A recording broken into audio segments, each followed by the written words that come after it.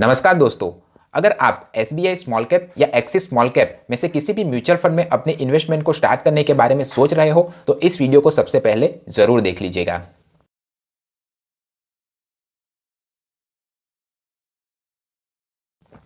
सबसे पहले हम इस म्यूचुअल फंड के फंड ऑब्जेक्टिव के बारे में जान लेते हैं। तो ये एक स्मॉल कैप म्यूचुअल फंड है, यानी कि ये इन्वेस्टरों के पैसे को शेयर मार्केट की 250 के बाद की जो भी इमर्जिंग न्यू कंपनियां होगी उसमें निवेश करेगा। अब न्यू कंपनियों में निवेश करने के कारण अगर प्रॉफिट होगा तो वो भी बहुत ज़्यादा होगा, और अगर नुकसान होगा तब भी बहुत ज़्यादा नुकसान होगा। अगर आप एक रिस्क टेकिंग कैपेबिलिटी रखते हो तो आप इस तरह के स्मॉल कैप म्यूचुअल फंड में अपनी इन्वेस्टमेंट को स्टार्ट कर सकते हो। अब रेटिंग्स की बात करें तो SBI small cap mutual fund की रेटिंग्स 4 स्टार रेटिंग है जो क्रिसिल ने प्रोवाइड की हुई है, और अगर एक्सिस स्मॉल कैप की हम रेटिंग देखें तो वो 5 स्टार रेटिंग वो भी क्रिसिल ने प्रोवाइड की हुई है। आप मिनिमम एसआईपी 500 से इन दोनों म्यूचुअल फंड में अपनी इन्वेस्टमेंट स्टार्ट कर सकते हो। अगर एक्सपांस रेशियो की बात करें तो एसबीआई का एक्सपांस रेशियो 0.84% और एक्सिस का एक्सपांस रेशियो 0.39% है। अब जिसे नहीं पता कि एक्सपांस रेशियो किसे कहते हैं, तो जो एसेट मैनेजमेंट कंपनियां होती है वो हमारे ही पैसे को मैनेज करने के लिए हमें से कुछ फीस चार्ज करती है, और वो उसी फीस को एक्सपांस रेशियो के तौर पर हमें बताती है। तो जितना ज़्यादा एक्सपांस रेशियो होगा उतना ही कम इन्वेस्टरों को प्रॉफिट होगा। तो इस मामले में अगर जाने तो एक्सिस का जो स्मॉल कैप म्यूचुअल फंड है वो एक बेहतर म्यूचुअल फंड माना जाएगा कंपेयर टू एसबीआई के स्मॉल कैप म्यूचुअल फंड की तुलना में। अब हम एनएवी यानी कि नेट एसेट वैल्यू की बात करें तो एसबीआई की जो नेट एसेट वैल्यू है वो 15 सितंबर 2021 को 110.3 रुपीज़ थी, यानी कि एसबीआई स्मॉल कैप के एक शेयर की वैल्यू 110.3 रुपीज़ थी, और एक्सिस के एनएवी 65.3 रुपीज़ थी। ये जो दोनों ही स्मॉल कैप म्यूचुअल फंड है वो 2013 में स्टार्ट हुए थे। अब आप रिस्कोमीटर में यहाँ पर देख ही सकते हो कि इन दोनों म्यूचुअल फंड में निवेश करना काफ़ी हाई और ज़्यादा रिस्की है। और वो क्यों? क्योंकि ये इन्वेस्टरों के पैसे को स्मॉल यानी कि छोटी और नई कंपनियों में निवेश करता है।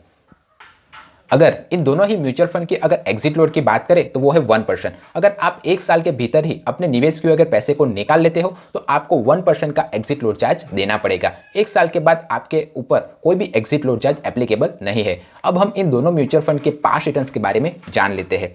तो एसबीआई ने पिछले एक साल में 65.9% का, और एक्सिस ने एक साल में 76.0% का, 3 साल में उसने एसबीआई ने 23.3% का और एक्सिस ने 30.8% का, 5 साल में एसबीआई ने 24.0% का और एक्सिस ने 23.3% का, और ऑल ओवर यानी कि ये म्यूचुअल फंड 2013 से स्टार्ट हुए हैं तब से लेके अब तक एसबीआई ने 28.0% का और एक्सिस ने 27.2% का रिटर्न्स अपने इन्वेस्टरों को दिया हुआ है। अब डिस्क्लेमर, आप पास रिटर्न्स और रेटिंग्स को देखकर कभी भी म्यूचुअल फंड में निवेश नहीं करेंगे, क्योंकि ये जो पास रिटर्न्स और रेटिंग्स होते हैं वो म्यूचुअल फंड के परफॉर्मेंस के आधार पर चेंज होते रहते हैं। अब हम अगर स्टैंडर्ड डेविएशन की बात करें तो एसबीआई का स्टैंडर्ड डेविएशन 25.19 है और एक्सिस का स्टैंडर्ड डेविएशन 24.3 है। जितना कम स्टैंडर्ड डेविएशन होगा उतना ही अच्छा और वेल परफॉर्मिंग म्यूचुअल फंड को माना जाएगा। तो इस हिसाब से देखें तो एसबीआई एक्सिस की तुलना में ज़्यादा रिस्क टेकिंग म्यूचुअल फंड माना जाता है। और वो क्यों? क्योंकि एक स्टैंडर्ड डेविएशन रेंजिंग फैक्टर है। अगर जितना कम स्टैंडर्ड डेविएशन होगा उतना ही अच्छा और वेल और कम वॉलेटाइल म्यूचुअल फंड को माना जाता है। अगर हम पोर्टफोलियो हैंडलिंग देखें तो एसबीआई ने construction sector, consumer and durable sector और केमिकल सेक्टर में इन्वेस्टरों के पैसे को निवेश किया हुआ है। और अगर एक्सिस का पोर्टफोलियो देखें तो उसने इन्वेस्टरों के पैसे को कंस्ट्रक्शन, टेक और केमिकल सेक्टर में निवेश किया हुआ है। अब हम टॉप 5 होल्डिंग कंपनियों के बारे में अगर जानें तो एसबीआई ने Elgi equipment limited, V-Guard industry, Carborundum Universal, Navin fluorine limited और शीला फोम लिमिटेड जैसी स्मॉल कैप कंपनियों में इन्वेस्टरों के पैसे को निवेश किया हुआ है। अगर हम एक्सिस की अगर टॉप होल्डिंग कंपनियां देखें तो वो है Galaxy surfactant limited, Tata Elxsi limited, JK Lakshmi cement और सीसीएल प्रोडक्ट लिमिटेड। तो इस हिसाब से आप यहाँ पर चेक कर सकते हो कि इन दोनों म्यूचुअल फंड ने किन किन स्टॉक में इन्वेस्टरों के पैसे को निवेश किया हुआ है। वीडियो पसंद आ रहा है तो वीडियो को लाइक ज़रूर कर दे ताकि जो मेरा वीडियो है दूसरे लोगों को तक भी अवेयरनेस पहुंचा सके। अब हम आगे बढ़ते हैं। अब हम कस्टोडियन देखें तो एसबीआई का जो स्मॉल कैप म्यूचुअल फंड का कस्टोडियन है वो है एसबीआई एसजी ग्लोबल सिक्योरिटीज, और जो एक्सिस का कस्टोडियन है वो है डेक्सचे बैंक। अब जो जिसे नहीं पता कि कस्टोडियन किसे कहते हैं, तो कस्टोडियन एक थर्ड पार्टी होती है जहां पर सारे इन्वेस्टरों के पैसे को रखा जाता है। तो जब भी अगर इसी म्यूचुअल फंड में अगर प्रॉब्लम हुआ और वो म्यूचुअल फंड अगर बंद हो गया तो आप वहां से अपने पैसे को निकाल पाओगे। तो कस्टोडियन भी एक काफ़ी अच्छा माना जाता है। अब हम रजिस्टर की बात करें तो एसबीआई कैम्स फॉलो करती है और एक्सिस कैनफिन टेक को फॉलो करती है। अब जो रजिस्टर के बारे में जिसे नहीं पता, तो आपके ऊपर जो भी रिडेम्पशन मेल आते हैं, जो भी ट्रांजैक्शन के अमाउंट की जो मैसेज आते हैं, वो जो सारी सर्विसेज है वो सारी सर्विसेज को रजिस्टर्स में माना जाता है। तो जितना अच्छा रजिस्टर होगा उतनी ही वेल और स्मूथ सर्विस आपके म्यूचुअल फंड आपको देगा, ऐसा माना जाता है। अब आपको मुझे ये कमेंट बॉक्स में लिख के बताइए कि आप एसबीआई स्मॉल कैप में निवेश करना चाहते हो या एक्सिस के स्मॉल कैप म्यूचुअल फंड में निवेश करना चाहते हो। अगर मेरी माने तो अगर मुझे चुनना हो तो मैं तो एक्सिस स्मॉल कैप को ही चुनूंगा। अब कुछ पॉइंट के बारे में आप ध्यान रखें कि जब भी आप किसी म्यूचुअल फंड को चुनें तो इन बातों का ध्यान जरूर रखें। सबसे पहला, पास्ट रिटर्न्स के ऊपर कभी भी इन्वेस्टमेंट ना करें, क्योंकि ये जो पास्ट रिटर्न्स और रेटिंग्स होते हैं वो परफॉर्मेंस के आधार पर चेंज होते रहते हैं।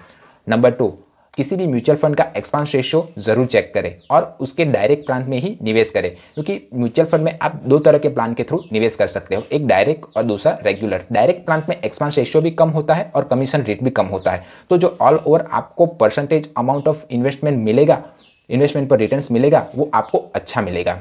नंबर 3, अपने फंड मैनेजर या फंड एडवाइजर की सलाह जरूर ले लें, और अगर आपका फंड मैनेजर या फंड एडवाइजर नहीं है तो आप खुद रिसर्च करें उस म्यूचुअल फंड के बारे में, और तभी उस म्यूचुअल फंड की सभी डिटेल्स को जानने के बाद ही आप उस म्यूचुअल फंड में निवेश करें। अगर किसी म्यूचुअल फंड ने अच्छे दिनों में अगर अच्छा परफॉर्म किया हुआ है तो उस म्यूचुअल फंड ने बुरे दिनों में कैसा परफॉर्म किया हुआ है वो भी आप जरूर चेक करें। आप देखें कि उस म्यूचुअल फंड ने नेगेटिव में रिटर्न्स दिया हुआ है, और अगर दिया हुआ है तो उस म्यूचुअल फंड ने उस नेगेटिव रिटर्न्स अपने कैटेगरी एवरेज से क्या और खराब दिया हुआ है। अगर उस म्यूचुअल फंड ने अपने कैटेगरी एवरेज से अगर अच्छा परफॉर्म किया हुआ है तो आप उस म्यूचुअल फंड में निवेश करने के बारे में सोच सकते हो।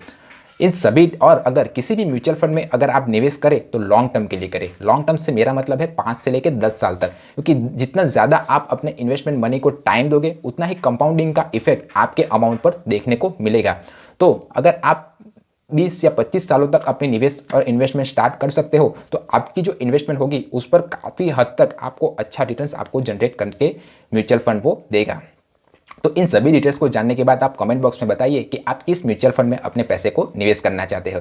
मेरा वीडियो पसंद आया है तो वीडियो को लाइक करें, चैनल को सब्सक्राइब करें। मिलते हैं अगले वीडियो में, तब तक सीखते रहिए, क्योंकि सीखोगे आज तो कमाओगे कल। जय हिंद।